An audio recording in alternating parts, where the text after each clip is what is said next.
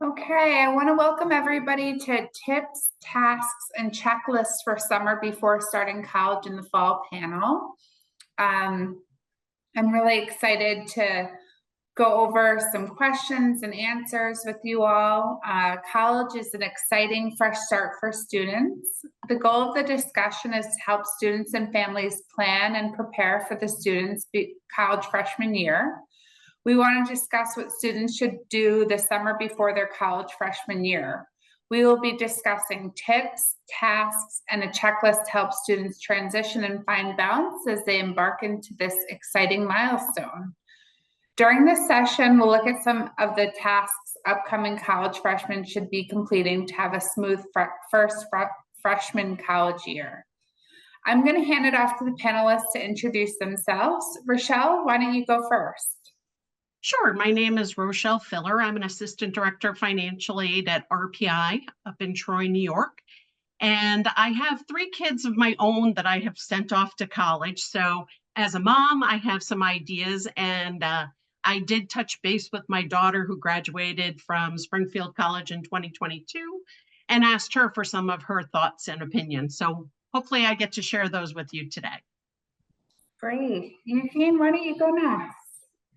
Good afternoon. My name is Gene Rogers. I'm Senior Financial Aid Counselor at Malloy University in Long Island.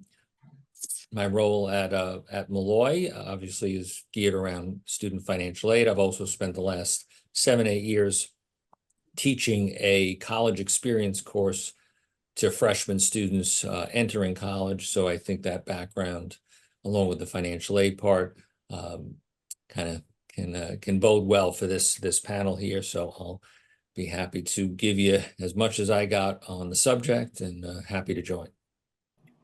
Great, thank you. So welcome everyone to this outreach event conducted by the New York State Higher Education Services Corporation, otherwise known as HESC, which is the state's college financial aid agency. We administer TAP, the Tuition Assistance Program, as well as many other programs aimed to help students access and pay for post-secondary education. Today, again, we are discussing tips, tasks, and a checklist to prepare before starting college in the fall. As incoming freshmen, planning and preparing before starting college is key to alleviate some of the uncertainties that students might be experiencing. Taking care of these tasks will allow students to have a smooth transition in the fall. It is important to be organized so students can get a head start on what needs to be done this summer before students start college. We'll start with some questions for each of our panelists, and if any of our audience members wants to ask questions, feel free to type them in the comments section or wait for the Q&A. So the first question goes to Rochelle. It's the transition to college is not always smooth. What should students do before their college freshman year start to make the transition easier? So the first thing is, if you haven't already visited where you're going to be going and you have the opportunity to do that this summer, I would say take a trip out, look at the campus. Maybe once you get your registration settled and you know what buildings you need to be going to for classes, that's always helpful. It kind of makes it a little bit smoother when you get there and you're not frazzled and trying to find all the buildings that you need to get to and not sure how long it's going to take from your residence hall to your first class and back to the dining hall or wherever you need to be on campus. So that certainly will help. And, you know, if you're going away to school, think about the things you want to bring with you and start collecting them over the summer so that you're not doing that last minute dash when everybody else is trying to buy all of the same things at the stores. That can certainly make it a lot easier too. Great, thank you, Rochelle. And I think this next question goes to you as well. In preparing this discussion, I came across that how essential it is to create a SMART checklist. Why do you think it is important to have a checklist, and what would you say this checklist should include? So it's important to have a checklist so you know you've done all of the things that you need to do, but also purchased or accumulated all of the things you need to bring. So, the first checklist, or the first thing I would have on the checklist is make sure you know when registration is, you know when the bill is due, you know how you're going to pay that bill, and get yourself registered on the early side so that you can get the classes you want at the times you want or that you need for your major. But again, if you're going away, think of what you need to have. And every school might be a little bit different.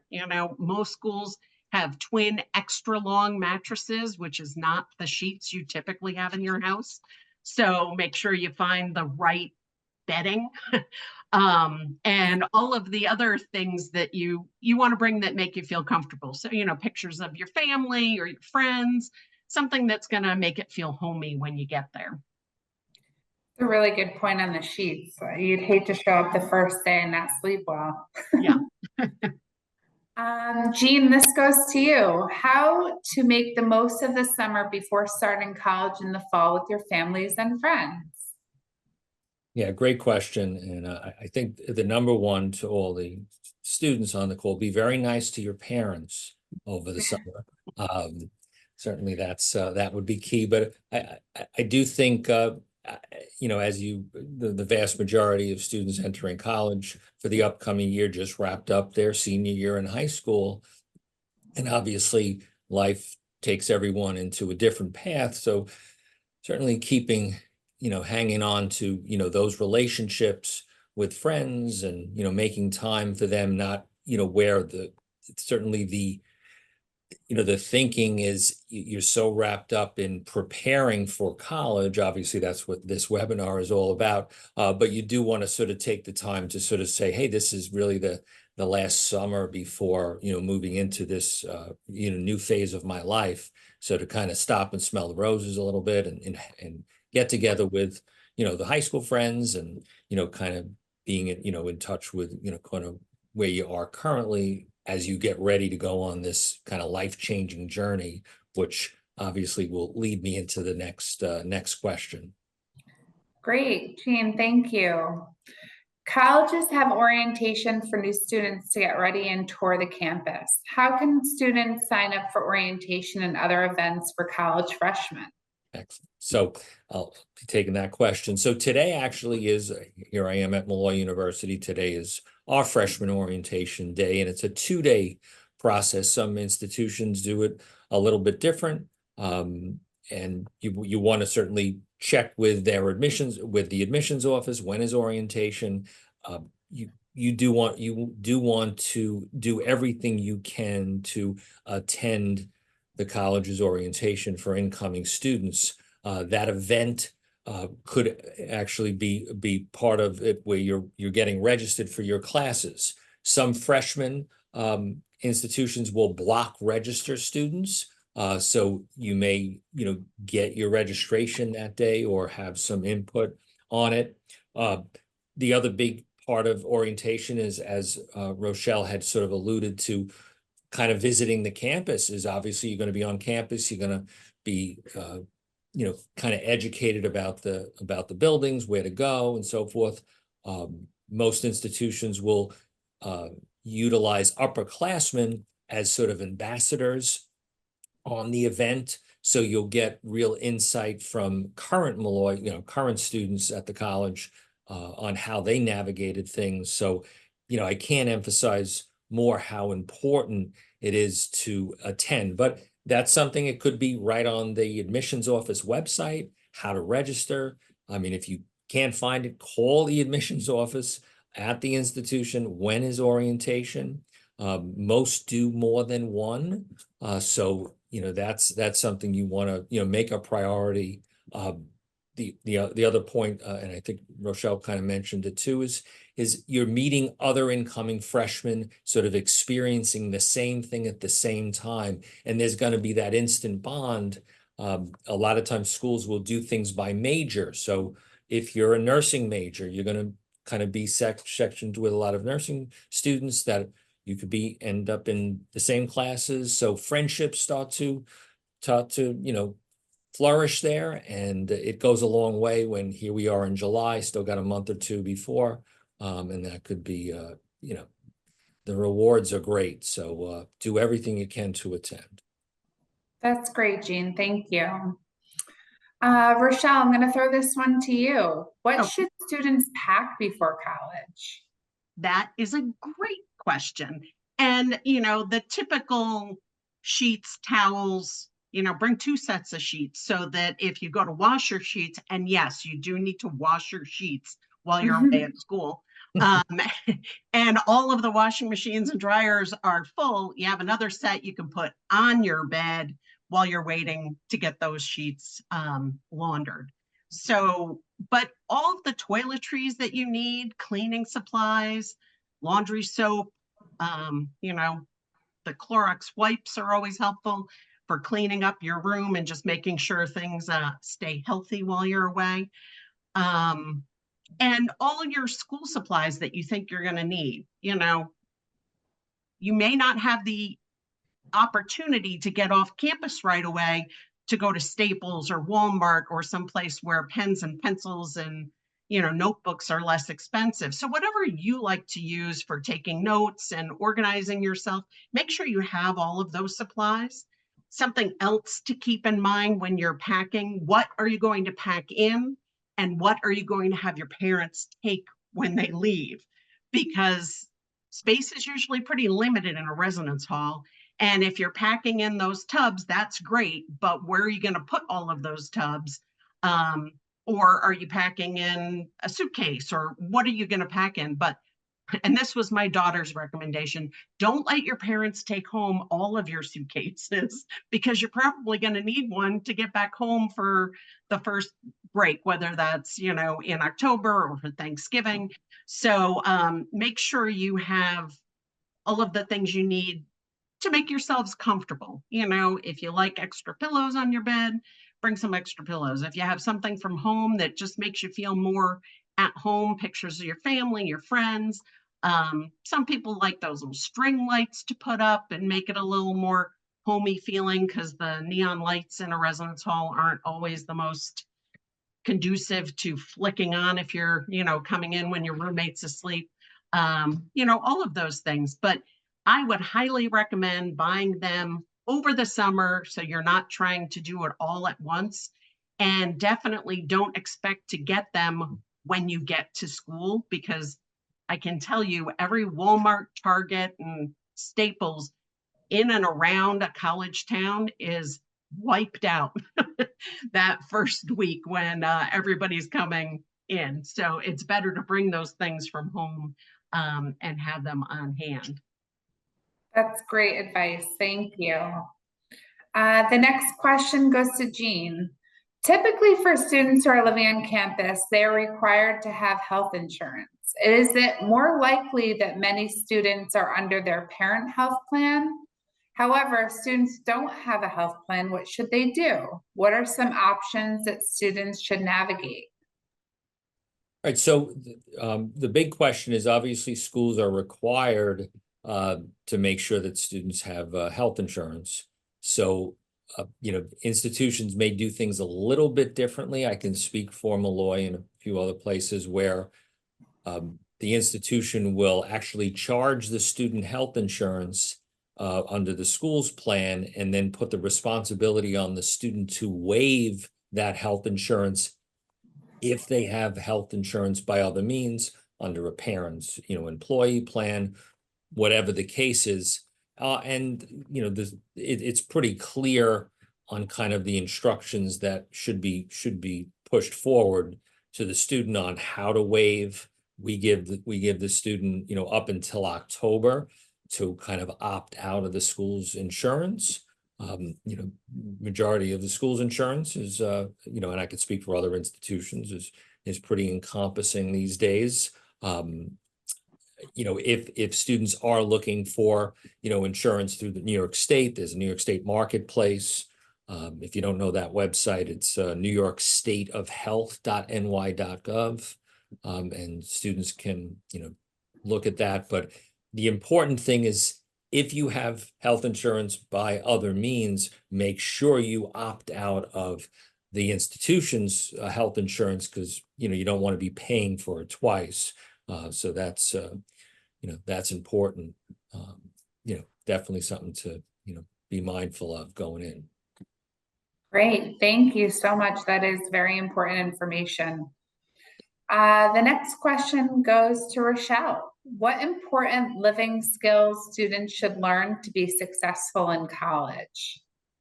So the first living skill is, I think most students today have never lived or shared a room with another person.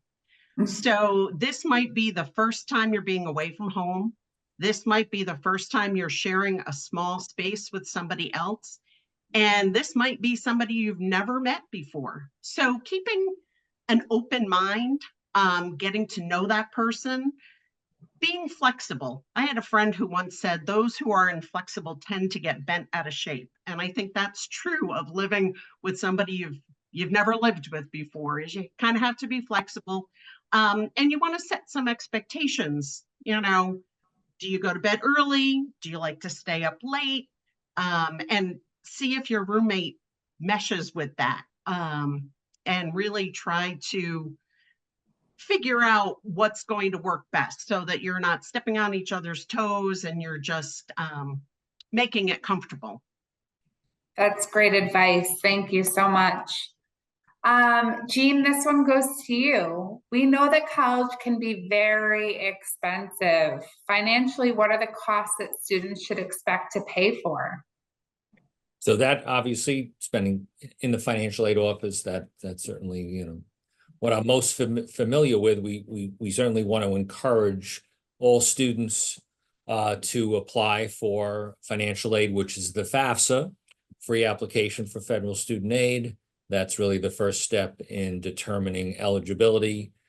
Along with the FAFSA form, New York State residents attending a public or private school in New York State, want to be clear that not just SUNY CUNY, students can apply for TAP at a private college in New York State as well. So, step one, FAFSA, step two, applying for TAP. Understanding that, the financial aid process, once FAFSA's, completed, that's going to allow the institution, the college, to calculate what is available. And that could be a mix of merit scholarships based on the student's grade, along with institutional dollars, along with the state, federal dollars. Federal loans are always going to be incorporated into the financial aid, package. So you're going to have kind of all these resources available, and then kind of, figuring out what's going to be kind of best. Now, when financial aid offices are building a financial aid offer, they're going to be looking at the direct costs from the college. Now, there's other things that a student may need. If the student is a commuter, obviously the student has to get to the college. The student needs, books and supplies. So these are other costs that are not sort of billed from the college, that you'll need those resources. So kind of understanding that is a big part of the whole financial puzzle there. But that's step one, is just, making sure you've done FAFSA, make sure you apply for TAP. And if you have questions about kind of where things are, that's a financial aid office question at the institution, making sure things are kind of, you're geared up to get to the finish line. Can I just chime in on everything Jean just said, which was great advice? Of course. The other piece of it is, if you've been offered a loan, make sure you do your entrance counseling and your master promissory note. Because even though you've been offered it and you may have accepted those loans, until you do those other two pieces, the loans can't actually pay. So same with TAP. If you've completed the TAP application and maybe you got an email saying they need more information, just always check your email, because the school will be emailing you, HESC might be emailing you. So you just want to stay on top of those things and get them all wrapped up as quickly as you can. Don't wait until I know some places they drop your registration if you haven't paid your bill by a particular time, and other schools don't do that. So you just want to make sure you get everything done in a timely fashion, and always check your email. Yeah, absolutely. And check your spam too. And this is the last question of the evening. What would be the best advice to give to a college freshman? And I'm gonna throw it to Rochelle first, and then Jean, you can kind of give your opinion as well. So, I put together some things to keep in mind. Like I said, if you're going away to school, this might be your first time away from home. And not only do you have to set expectations with your roommate and figure out, are we going to go to bed early? Are we going to stay up late? Are you an early riser? Do you want to go to the dining hall? All those things. But you also want to set expectations with your parents. This is the first time you're away from them, maybe. And they're used to being in touch with you.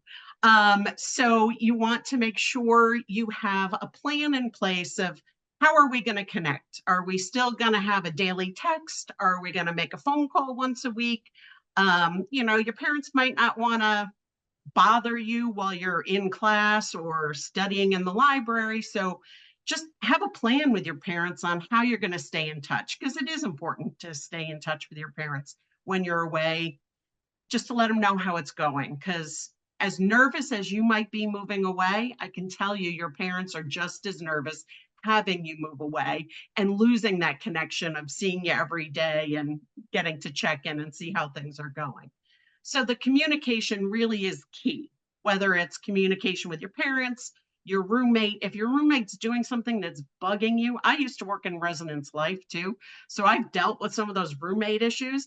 And sometimes it really just comes down to not communicating, not saying, hey, listen, when you wake up at 6 o'clock in the morning and turn on all the lights, it throws my day off. Can you just, try and keep it as dark as you can just to get your things and get to the bathroom? If you're a 6 o'clock, go to the gym kind of the person. So just that communication, just don't let things fester, because not communicating and just letting it get under your skin, little things will become much larger things than they should be if you don't keep it in check. And this is the time, this summer is when you want to become self-sufficient. So if you're accustomed to your mom making you all of your meals and getting all of your things ready for you for the day, this summer is when you need to start doing all of those things for yourself. This is when you need to figure out how to navigate the world as an independent adult. And the summer is the best time to start making those things happen. And, just keep an open mind, because not all of your learning in college is going to come in the classroom. The things that you learn outside of the classroom are just as important as maybe what you're learning in your classes. And just know that mistakes happen and they're just opportunities to grow. I think most people learn more from the mistakes they've made than they do from their success and achievements. So, if you started off as one major and you get there and you find this is not the right path for me, have that self-awareness. And it's okay if you need to change and you need to switch. Or, if you find out the 8 o'clock class, because you always thought you were an early bird, is not for you, don't register for another 8 o'clock class next semester. So just, know that mistakes happen and you can grow and learn from those just as much as you can from your successes. That is so great. Thank you so much, Rochelle. Jean, did you have any last remarks? Yeah, so Rochelle, obviously offered some great information. I will say I'll really narrow it down to sort of my number one. I think, younger folks today, managing technology is such a big part of when you begin college, really making sure that you're able to sort of, shut down certain things when it comes to technology, so you're able to do kind of, work assignments, etc. So, as I mentioned in the beginning, I do, teach a freshman class, and I'm always mentioning, kind of get a kind of a work sanctuary where you really disconnect from, have your phone down, have your phone on do not disturb. I did a little, quick kind of survey with my last semester of students, and students are getting notifications, whether it's Instagram messages, text messages, anywhere from 10, 15 an hour, where how can you expect to accomplish things when you're constantly getting kind of drawn in by your phone and all those distractions? Just other friends, I always joke and say, if your friends come over, whatever, hey, let's do this, invite your friends to come back later. Create that sort of work sanctuary where this is where I get my stuff done. And then using technology to your advantage, every, phone, whether it's Google Calendar or whatever, take use of the positives with technology, take advantage of that. There's a great website that most institutions incorporate called Cork, C-O-R-Q.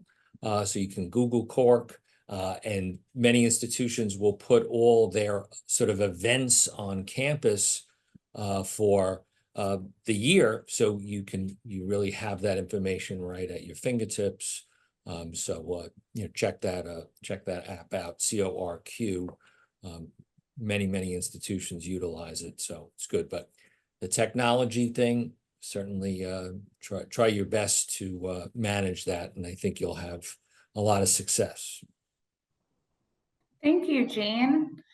We have one question in the chat, and I'm not sure if either one of you can answer this, but if not, I can certainly get back to Lise.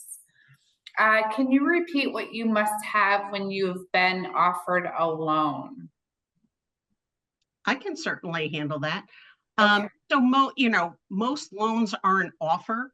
It's not an automatic acceptance because you don't have to take a loan. If you need to take a loan and it's been offered, by all means, you can take that loan. If it's a federal loan, a federal student loan, the first thing you have to do is accept the loan and then complete the master promissory note, and that's on studentaid.gov. If you sign in using your FSA ID, you'll be able to complete the master promissory note.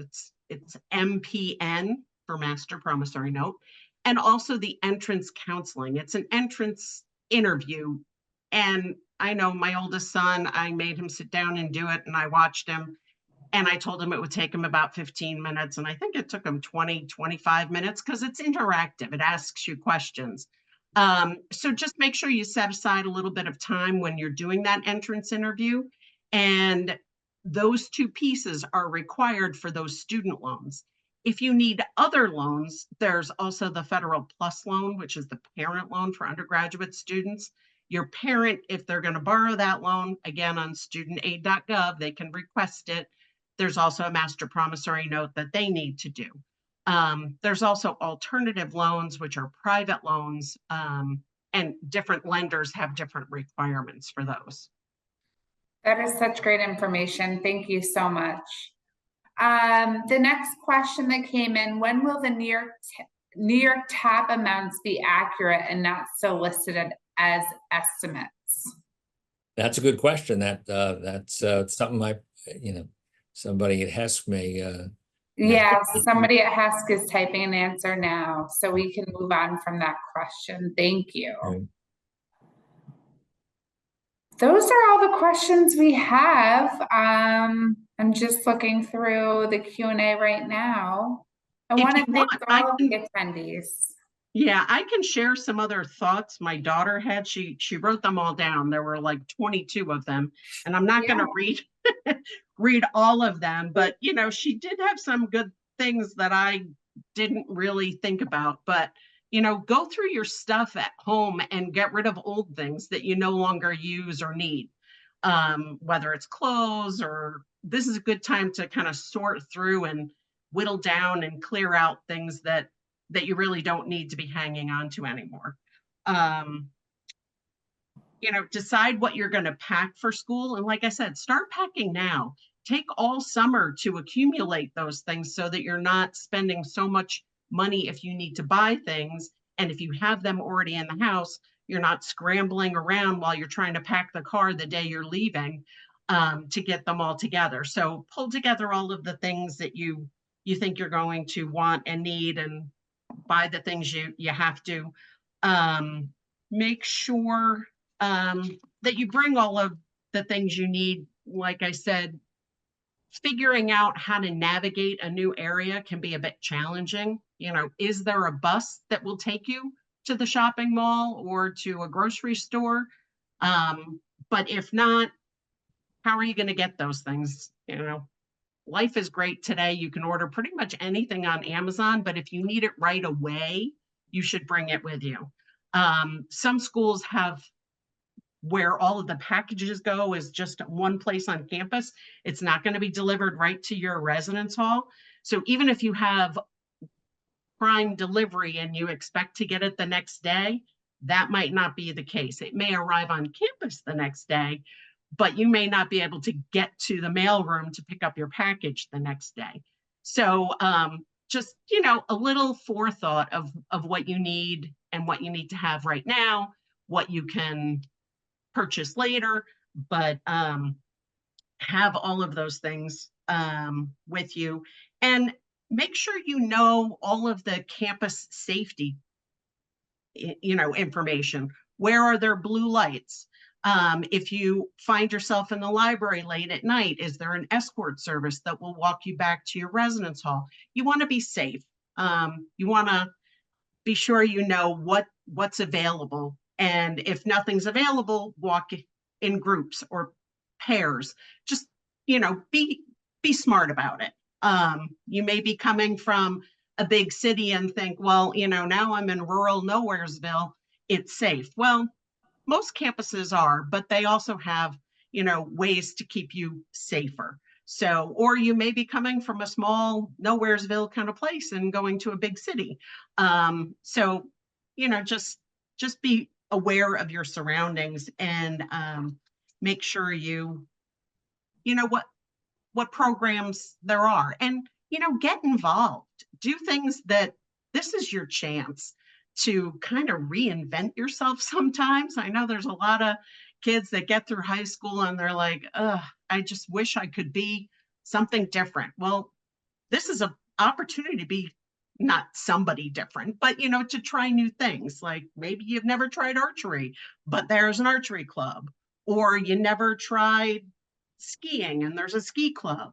You know, all of those things that might be new to you, get involved. It's just an opportunity to meet new people, find out what you do like and what's available on campus. There's always so much to do on campus. And, you know, you might think it's silly, but you might find out, well, it really kind of was fun. I know there's a lot of team building activities that happen during orientation, but also throughout that freshman year. And the whole reason for that is to get you connected with your classmates. So it might seem silly to do these get to know you activities, but you'll find in the end, they are beneficial. That is such great advice. Thank you so much for that. I am going to close this. I'm going to give one more minute just if there's any last minute questions. But I want to thank everyone for joining, and especially our panelists, Rochelle and Jean. Thank you so much for your insights. Happy to help. Yep.